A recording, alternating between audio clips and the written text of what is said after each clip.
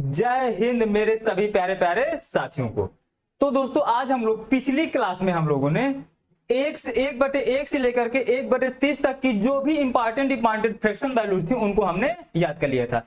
अब दोस्तों आज हमें कुछ ऐसी वैल्यूज याद करनी है जो उन्हीं के कॉन्सेप्ट से बनती, मतलब उन्हीं वैल्यूज से मिल करके बनती हैं। तो चलिए हम लोग बिना टाइम बर्बाद किए उन सारी वैल्यूज को याद करें। तो दोस्तों कुछ वैल्यूज आपको ऐसी भी मिलेंगी जो हमने पिछली क्लास में पढ़ा था, उन्हीं से मिल करके बनी होंगी। कि वो वैल्यूज आपके क्वेश्चन में आ जाए तो उनको आप कैसे समझेंगे, इस चीज को हम लोग देखते हैं। तो जो सबसे ज्यादा वैल्यूज यूज होती है वो आपकी होती है एक 3/8, एक 5/8, एक 4/7 और एक 5/7, जो मैक्सिमम क्वेश्चंस में दी होती हैं।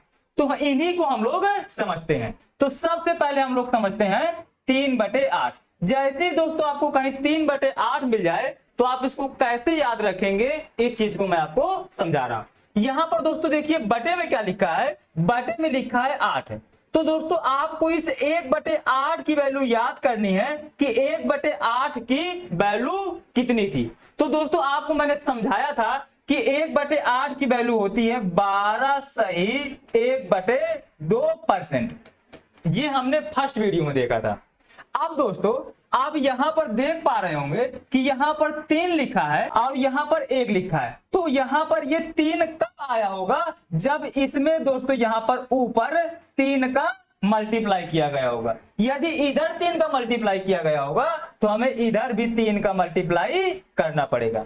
अब दोस्तों यहां तक तो आप लोगों ने आसानी से कर लिया। अब ये समस्या यहां पर तब आके फंस जाती है कि अब ये सही बटा जो लिखा है मैं इसमें कैसे मल्टीप्लाई कराएं। तो इसका मैं आपको बिल्कुल एक आसान सा तरीका बता रहा हूं। आपको कुछ नहीं करना होता, इस 3 का मल्टीप्लाई आप इस 12 में करा दीजिए तो ये कितना हो जाएगा, 12×3 = 36।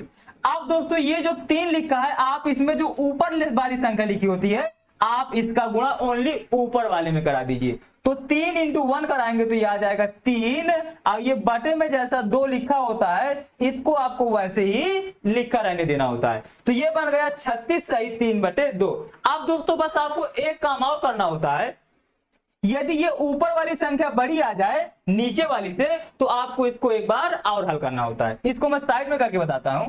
ये 3/2 लिखा है तो 3/2 को आप लोग लिख सकते हैं 1 सही 1/2%। ये कैसे आता है इसको मैं समझा देता हूं। तो ये जो नीचे लिखा होता है इससे आपको भाग देना होता है जो ऊपर लिखा होता है। तो ये 2 1 कम 2 1 बार जाएगा तो ये शेषफल आपका बच जाएगा 1। जो दोस्तों जितनी बार भाग जाता है उसको आपको ये सही बटा में लिखना होता है, जितना शेषफल बच जाता है उसको आपको ऊपर लिखना होता है, और जिससे आप लोग भाग देते हैं उसको आपको नीचे लिखना होता है। यहां तक आप समझ चुके होंगे। अब दोस्तों 2/3 को मैंने लिख लिया, 1 सही 1/2। तो अब दोस्तों ये जो सही बटा में आया होता है इसको आपको इसके साथ जोड़ देना होता है। तो ये कितना आ जाएगा 36 और 1 दोस्तों कितना हो जाएगा 37। और ये जो 1/2 है इसको आपको बिल्कुल सिंपल वैसे ही लिख देना है, बस यही आपका आंसर हो जाएगा। तो 3/8 की वैल्यू आपको सीधा सीधा पता चल गई 37 सही 1/2%। तो दोस्तों यदि अब कभी आपको एग्जाम में 37 सही 1/2% लिखा मिले तो आप उसको डायरेक्टली क्या लिखेंगे, 3/8।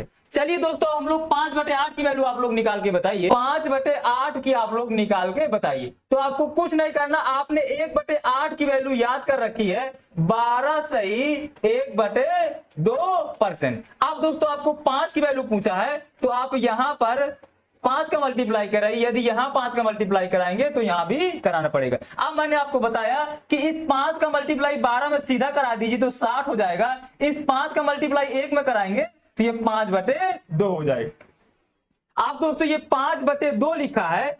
अब दोस्तों ये ऊपर वाली वैल्यू बड़ी है नीचे वाली छोटी है तो फिर से आपको इसको सही बटे में लिखना होगा। तो 5/2 को आप लिख सकते हैं 2 सही 1/2%। कैसे लिखना है मैंने आपको अभी अभी बताया था कि ये जो नीचे लिखा होता है इससे आपको ऊपर वाली संख्या में भाग देना होता है। तो ये 2 बार जाएगा तो ये 2 दूना 4 हो जाएगा, 1 शेषफल बच जाएगा। जितनी बार भाग जाता है उसको सही में बस सही भिन्न में लिखना होता है, जो शेषफल बच जाता है उसको ऊपर लिखना होता है, और जिससे भाग देते हैं उसको नीचे लिखना होता है। अब दोस्तों ये जो सही बटा में आता है इसको आपको इस 60 के साथ जोड़ देना है, तो ये आएगा 62, और ये जो आपकी वैल्यू आती है इसको आपको सीधा सीधा लिख देना होता है, तो ये 5/8 की वैल्यू आपकी आ जाएगी 62 सही 1/2%। तो यदि दोस्तों अब आपको कहीं एग्जाम में क्वेश्चन में 62 सही 1/2% लिखा मिले तो आप उसको 5/8 लिखिएगा। तो चीजें लिख करके बताना है मुझे, एक 4/7 और एक 5/7।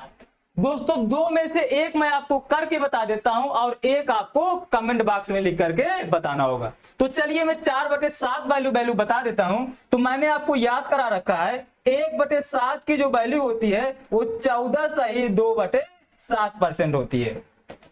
अब दोस्तों यहां पर 4 की बताना है, तो यहां पर 4 का मल्टीप्लाई कराइए, तो यहां पर भी 4 का मल्टीप्लाई आपको कराना पड़ेगा। तो ये दोस्तों 14 का मल्टीप्लाई 4 में कराएंगे तो ये हो जाएगा 14 चौको 56, 4 का मल्टीप्लाई 2 में कराएंगे तो 4 दूना 8 और ये बटे में 7। अब 8 ऊपर बड़ा है 7 नीचे छोटा है, तो 8/7 को आपको सही बटे में लिखना, वो आएगा 1 सही 1/7। तो अब दोस्तों इस एक को इसमें जोड़ देंगे तो ये हो जाएगा 57 सही 1/7%। तो 4/7 यदि कहीं आपको 57 सही 1/7% देखने को मिल जाए तो उसको आप क्या लिखेंगे 57 सही 1/7%। बस दोस्तों अब दोस्तों आपकी कुछ चीजें और बच गई हैं जिनको हम लोग अगली वीडियो में कवर करेंगे। जैसे मान लो कहीं पर लिखा मिल जाए 106 सही 2/3% को भिन्न में बदलिए, या कहीं कहीं आपको देखने को मिल जाएगा 44 सही 4/9% को भिन्न में बदलिए, और बहुत सारी जगह लिखा होगा 837 सही 1/2% को भिन्न में बदलिए।